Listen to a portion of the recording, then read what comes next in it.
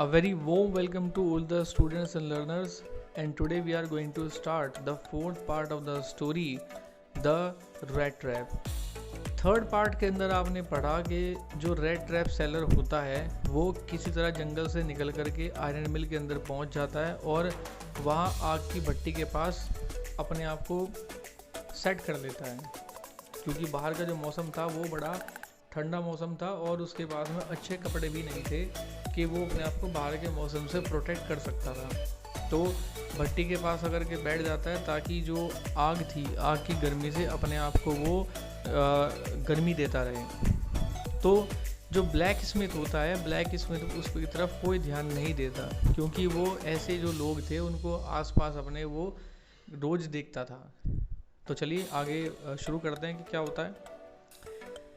He asked permission to stay and the master blacksmith nodded a haughty consent without honoring him with a single word. उसने master black Smith से वहाँ रुकने के लिए permission मांगी और मास्टर ब्लैक स्मिथ ने बड़े ही घमंड के साथ, हॉटी मतलब घमंड के साथ, बिना उसको कोई सम्मान सूचक शब्द कहे उसको इजाज़त दे दी। The tramp did not say anything either.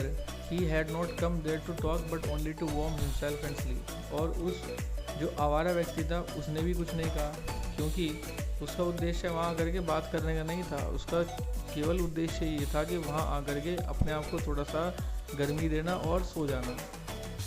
In those days, the Ramsjo iron mill was owned by a very prominent iron master whose greatest ambition was to ship out good iron to the market. He watched both night and day to see that the work was done as well as possible.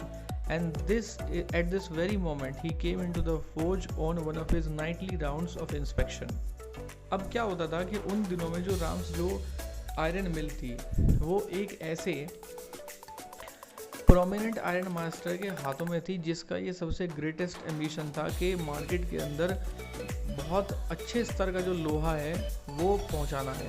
तो इसके लिए वो रात दिन मेहनत करता था, रात दिन वो जो मिल थी उसका इंस्पेक्शन करता था, और ताकि माल जो अच्छे से बन रहा है कि नहीं बन रहा, काम अच्छे से चल रहा है कि नहीं चल रहा, तो वो दिन और रात में हमेशा मिल के अंदर विज़िट करता था। तो इसी समय जो प्रोमिनेंट आयरन मास्टर था उसकी विज़िट थी और वो अपने नाइटली राउंड पे था। Naturally, the first thing he saw was the tall ragamuffin who had erased his way so close to the furnace that steam rose from his wet rags. The iron master did not follow the example of the blacksmiths, who had hardly deigned to look at the stranger. He walked up close to him, looked him over very carefully, then tore off his slouch hat to get a better view of his face. अब क्या होता है कि naturally जो पहली चीज़ थी जो उसने देखी थी वो था कि टॉल जो रैगामफिन था वो मतलब एक जो लंबा सा एक जो गरीब टाइप का, बड़ा ही आवारा टाइप का जो व्यक्ति था वो वहाँ पर बड़े आराम से फर्नेस के पास में लेटा हुआ था और आग में तप रहा था, यानी कि आग की गर्मी उसको मिल रही थी और उसके जो कपड़े थे उन कपड़ों से धुआं निकल रहा था। तो क्या होता है कि जिस तरह से ब्लैक स्मिथ ने उसके साथ में व्यवहार किया था वैसा व्यवहार उसने नहीं किया। वो बल्कि क्या है कि उसके पास में गया, उसको बहुत ध्यानपूर्वक देखा और उसके बाद उसने जो उसका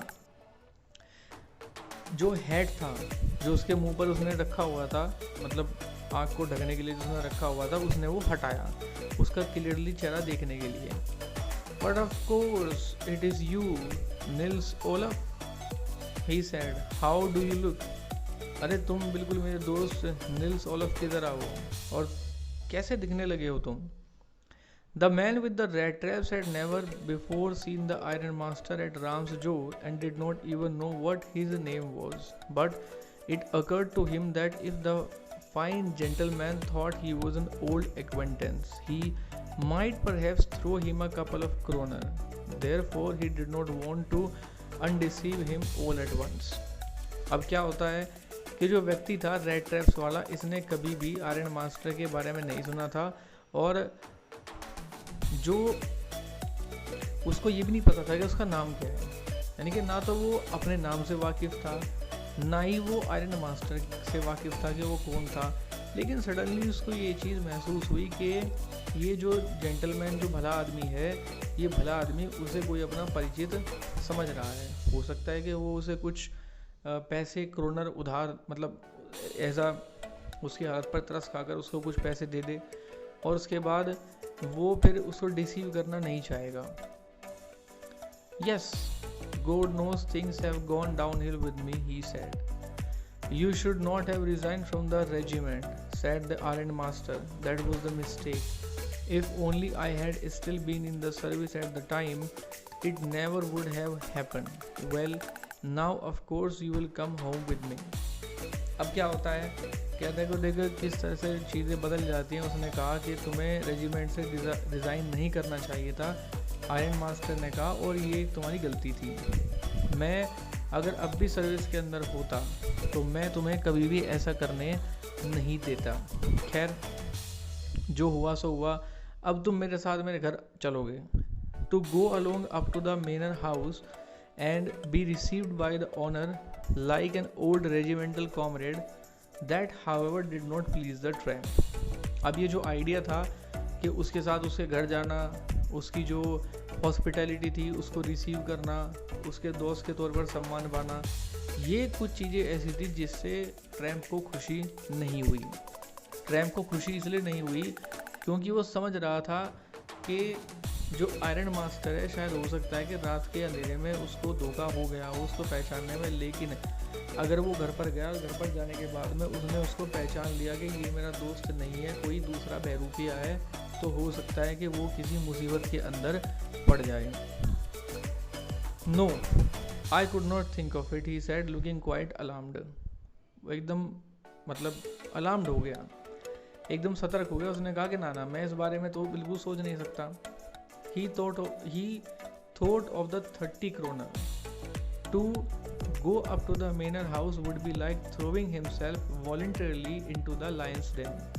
The only wanted a chance to sleep here in the forge and then sneak away as inconspicuously as possible.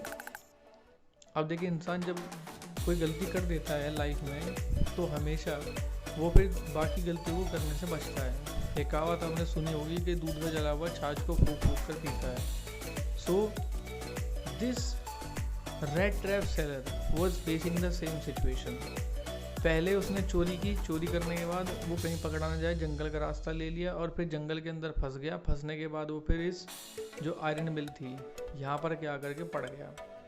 शुरुआत से उसके साथ में जो चीज़ें थी वो ठीक नहीं हो रही थी, तो उसको पुराना जो एक्सपीरियंस था वो बार बार उस चीज़ को दिमाग में घुमा रहा था। तो उसने ये चीज़ समझ ली थी कि जितनी मुसीबतें झेल चुका हूँ वो काफ़ी है, अब मैं कोई नया बखेड़ा, कोई नई मुसीबत अपने लिए खड़ा नहीं करना चाहता। इसलिए वो जो इनविटेशन था घर जाने का उसको ठुकरा रहा था।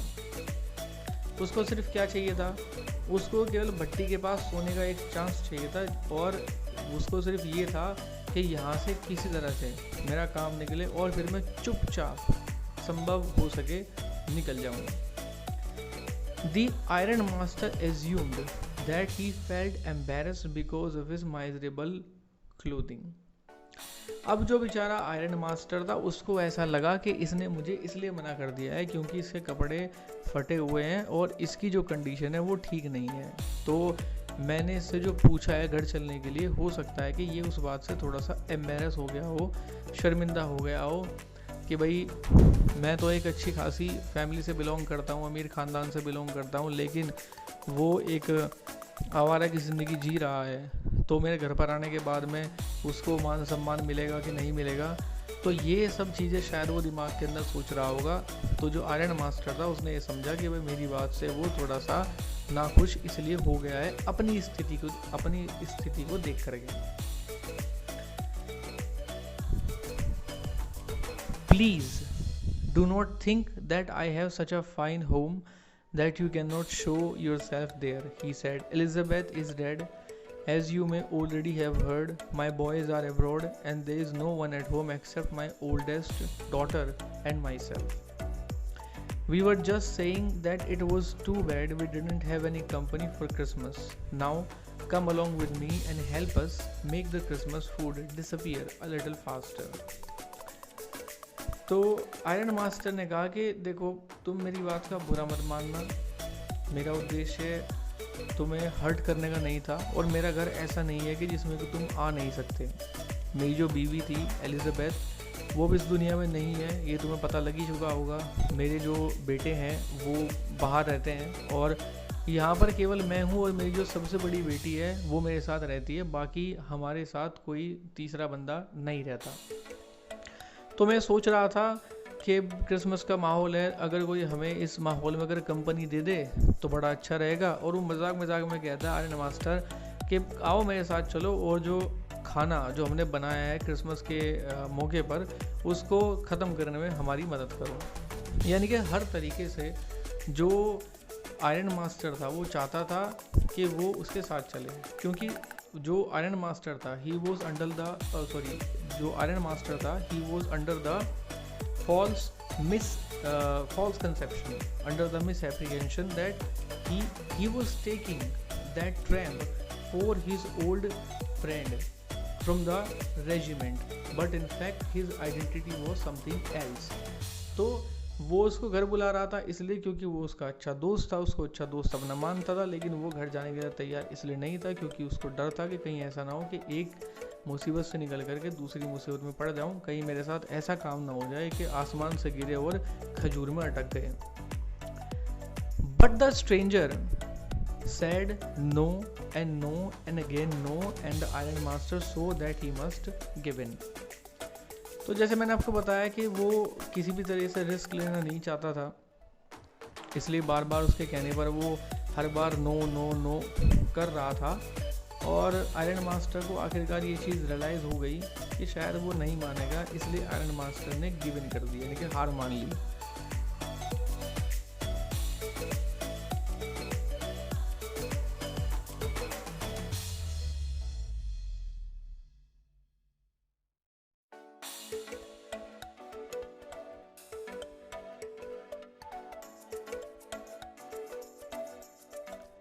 So this was all for now, and I will be meeting with you in the next video with the next part, and we will come to know whether the vagabond goes to the Iron Master's house or not. Till then, thank you very much.